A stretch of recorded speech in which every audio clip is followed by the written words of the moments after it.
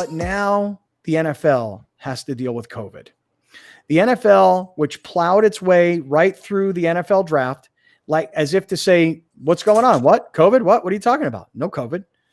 In fact, we'll do our NFL draft differently. And what did it do? Like everything else, like Yom Kippur services, man, turned out better. Mm-hmm. So here's the thing.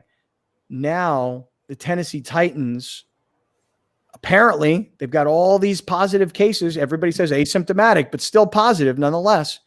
And then it impacts the other teams because you have to look back at who Tennessee played this past weekend. And I know there's one guy here who was watching that game. Okay. So the Titans played the Vikings, right? And now the Vikings lost. They must have COVIDed you guys. Yep. Jerks. They coroned you right there on the field. And so now everybody's going to have to deal with it because the Tennessee Titans, according to the reports, are not going to go back into their facility. I don't even know how they're planning on practicing this week or how they're planning on playing this week.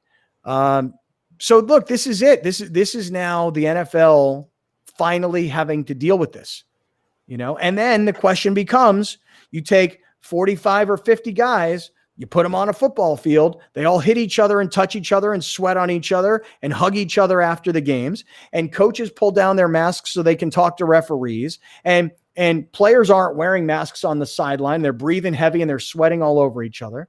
And at some point, if the Titans gave it to the Vikings and then a Viking guy doesn't even know he's got it yet and goes out and plays this week against whoever they're playing against and they pass it on.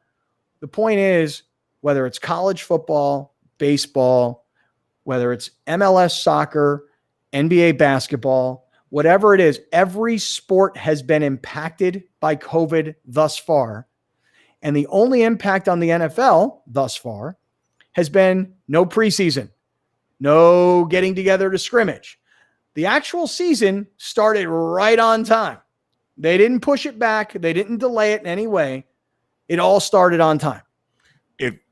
If you're the Tennessee Titans and you're going to not be able to get into your facility, that's a real problem. If we're literally talking about a level playing field, I think the NFL should let the hammer down because here comes a hot take, and the Titans should be forced to forfeit the game. Because if you don't want this to spread throughout the league, because again, showing no symptoms is a very difficult way to kind of cap this thing because you don't know. If they are not forced to forfeit this game, there's potential for this thing to spread in the NFL, and you do not want that. Because how do you start making up games in the NFL? You're not going to postpone the playoffs. You're not going to make these guys play during the bye week because the bye weeks are different. So the NFL is in a very difficult situation because their schedule is so tightly compact. This is not like college where at one point you get 3 weeks off. This is something that they need to figure out right now. And the NFL should force the Titans to forfeit next Sunday's game. But what about the Vikings? What about, other teams that are affected because of the Titans? Like, so if you make the Titans forfeit, what about the Vikings? They have to forfeit too? If they can't play this weekend? Let's just say they can't play this weekend. The Vikings have no one who actually has been proven to have it. The Titans have 3 guys who have it. So therefore, 3 people who put helmets and uniforms on may have passed it to the Vikings. And so today's Tuesday. They're supposed to play on Sunday. What do you do in between? But that's a great punishment for the Titans, right? But what happens to the Vikings if they can't play this weekend? It doesn't solve the scheduling disaster that's going to come about it. And I think that's what Scott's saying is that what do you do? Like, what do you do? Well, right. You say that the Titans should forfeit. And Alex, you just used the word punishment. Do they need to be punished? No. I mean, here's the thing. Like, why do some players, according to the reports today, why do some players have positive COVID tests? And what if it was the staff members that gave it to the players? There's 5 staff members and 3 players. And according to the contact tracing, because they use those wristbands that you saw, well, you guys didn't watch Hard Knocks, but on Hard Knocks, 48 people on the organization were close to the people that were tested positive. So it's like, as of right now, you could just assume that everyone in the organization has probably been close to a player that has or a staff member. But the other thing is there was a situation with the Cleveland Browns where the Cleveland Browns had, I don't False remember, positives. had false Oh, positives. they ruled those out. They test positive again.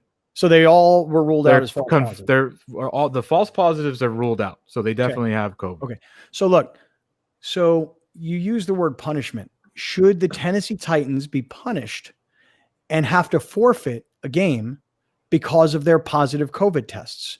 Because, we look at the Padres and they got this pitcher Clevenger from Cleveland and he was punished, right? Like he was legitimately punished. It wasn't like anybody took it as a joke. It wasn't like people on the team were like, oh, hey, it's cool. You went to visit with some friends. We were in Chicago. We understand. It's all right.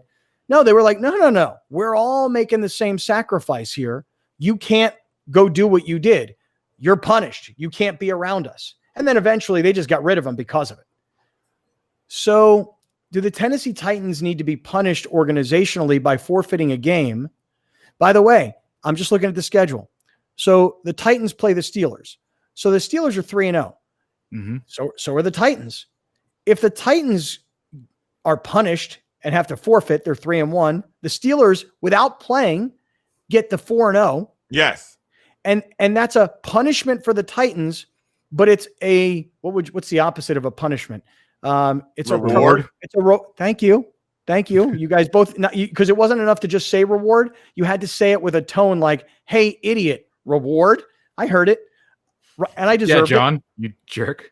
I deserve it. Wow. So look, why punish the Titans and reward the Steelers? And if you punish the Titans by making them forfeit, what if you said, we also have to have the Vikings forfeit because they played the Titans?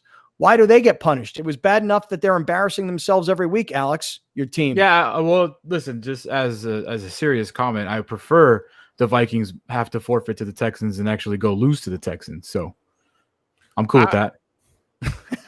For me, I don't, until someone pops up on the Vikings who wore a uniform who has it, I don't think they should be forced to forfeit. So they should be able to test all the way up till Sunday. And if they have no cases, then they get to play. If I'm the Steelers, I go, no. We're not playing y'all till y'all figure this out.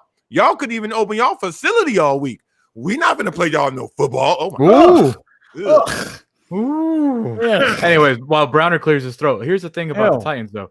They're not opening their facility through Saturday because they're going to wait to see how many more tests come out positive.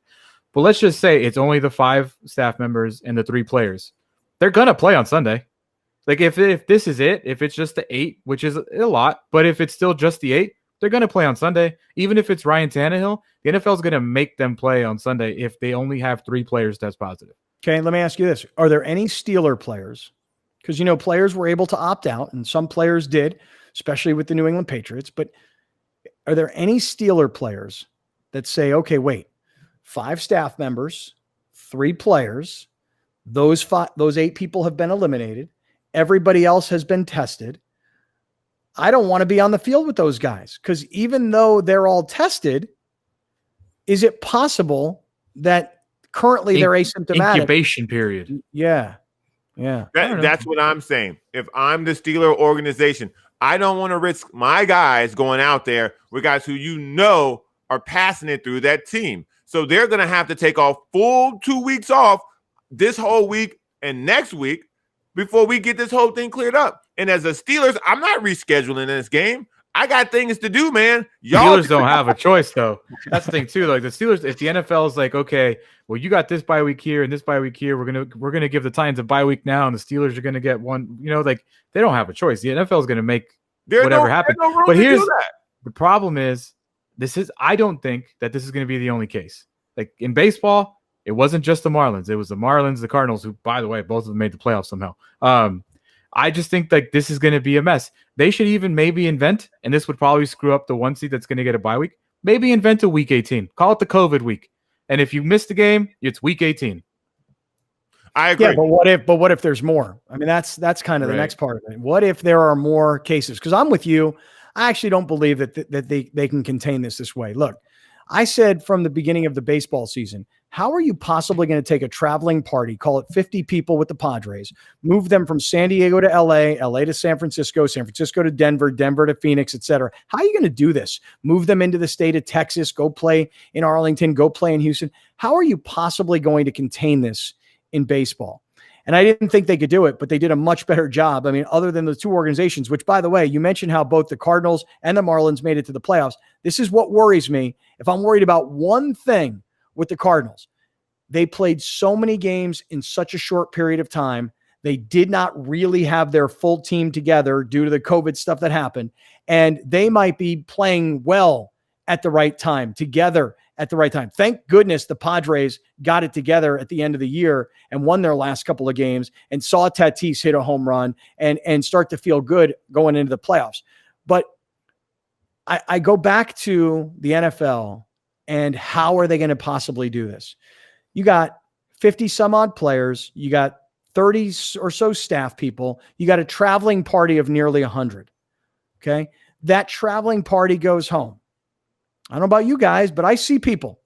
In fact, if anything, if I'm being completely honest, I kind of feel like maybe I've lightened up a little bit. Like maybe I've started to think statistically, the chances are just slim. On Monday, San Diego recorded their lowest COVID positive test since June. So because you ride the wave, I could see why you're riding the wave right now. I will say this, man. Look around college football. Notre Dame's had to cancel 2 games. There's multiple other universities. Look at Houston.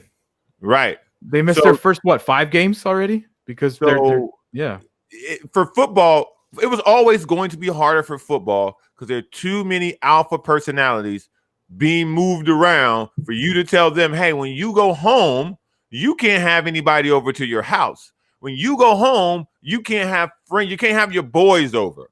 When you go home, you go home. And then after that, you come back here. They're not doing that. They're absolutely not doing that. And so I always thought football would be the hardest because it's too many people to keep under wraps. But forget about the players for a second. Okay. Just think about real life. Okay. In real life, you go to work and you're around your people in your office. Those are the football players and the people in the locker room. Your wife and your kids, they may be doing other stuff. And in the state of Tennessee, where things have really lightened up. I mean, look, I don't know if you guys are watching a lot of college football or not, but I'm watching a lot of, Saturday college football, and there's fans in these stadiums. And I'm like, it looks jam-packed. And I know it's not 70,000, it's only maybe 25, but it really just looks packed, and whether it's at Texas or at Oklahoma or these places in other parts of the country that are open, Tennessee's one of those states that has been open.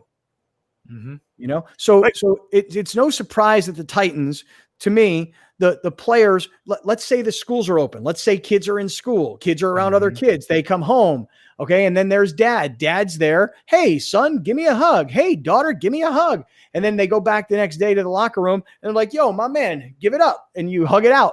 And then my kid from some other kid or my wife from somebody else who they were out with. And then they bring it home. I bring it to the locker room.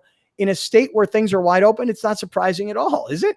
The state of Florida just opened up all bars and nightclubs. It is officially all open in Florida. Ain't no way in hell the Dolphins and the Bucks going to be able to survive without getting the COVID. At least one person, especially in Miami. Come on now.